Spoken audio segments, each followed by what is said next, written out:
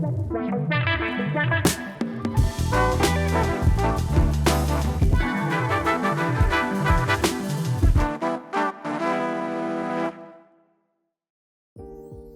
first few episodes of Unpacked have focused on industry topics that are rather dreary.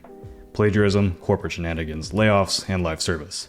This week I want to focus on something a bit more positive, and a topic that I don't think people often talk about online, because let's be honest, we usually just go online and complain about things. More often than not, when you hear people talking about multiplayer games, you hear how awful they are, or how some 12-year-old knucklehead made a your mom joke like he actually grew up with us heathens from back in the 90s, when that was cool to do. Oh yeah, Frost mentioned he was 29, so I should also mention I'll be turning 29 in March. You're welcome. So many games I played growing up are really more about your own individual contributions over the larger objective of a team. Call of Duty, Halo, Gears of War, you name it. I played them all, and I've experienced every possible dumb, mean, annoying, and offensive thing you can think of when it comes to online game lobbies.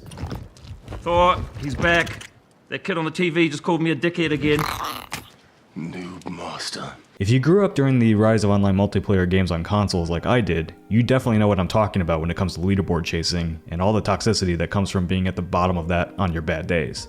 As I've grown older, my taste in multiplayer games has shifted to more thoughtful games that require a strong team synergy to be successful. One of the first games that really clicked for me in this realm was Rainbow Six Siege. I've been playing the game since it launched all the way back in 2015, and it completely changed my perspective of online video games. Before Siege, I had turned the microphone off for years due to bullying that I experienced online from classmates that transferred over to real life during high school.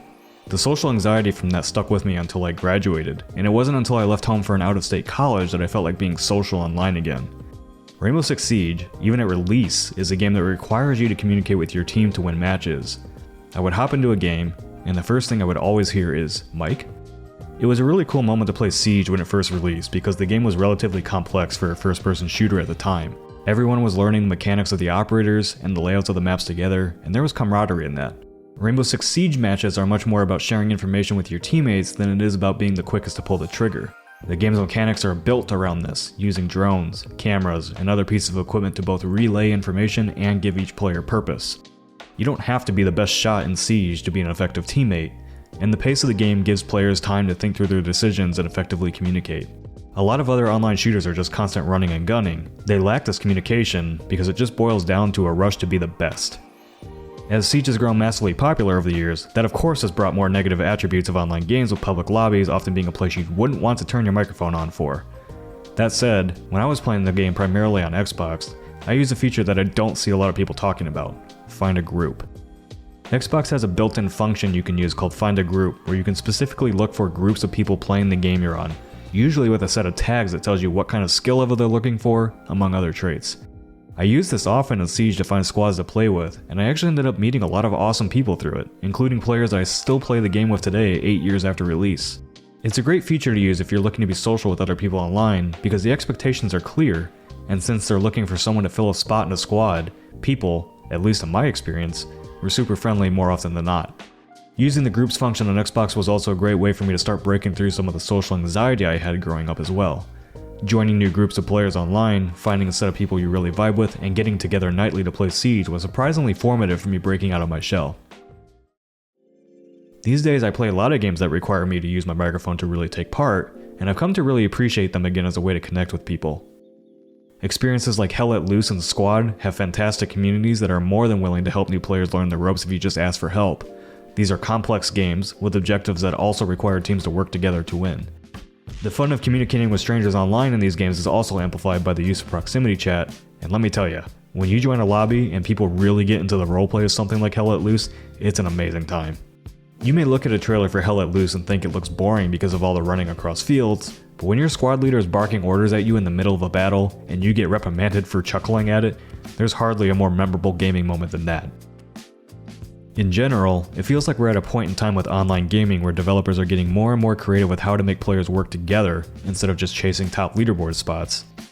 It's not the games themselves that have ever been toxic, but Call of Duty, for example, doesn't ever require you to communicate with anyone other than talk shit, because the game gives you all the information you need through radars, a constantly updating leaderboard, and individual earnings like kill streaks that don't require anyone else's contribution.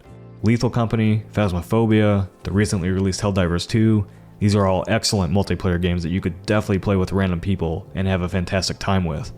The common factor in all three? A focus on communication to complete the objectives of the game as a game mechanic. It's not that team-based games like these experiences didn't exist before, but it does feel like more and more people are discovering them now. It's evident that players are loving these games, as they continually top the sales charts, which of course is reflected in the developers continuing to support and build on these games for years on end. They're actively designing mechanics that push people to communicate with one another and have more positive online experiences, and I think that's something that's worth celebrating and highlighting when so many people clearly have negative sentiments towards socializing with others online, for good reason. I was there too, but using functions like Xbox's Find a Group, playing experiences that require actual teamwork, and just simply asking for help when I started a new game that I really didn't know how to play yet, have all led to some really great online experiences, and getting to interact with a lot of really nice strangers online. That all said, I will still never pass up an opportunity in Halo to teabag someone from Second Wind community. I know you're still out there, B-Pendragon. Great work, son. Nothing beats taking out some enemies with your old man.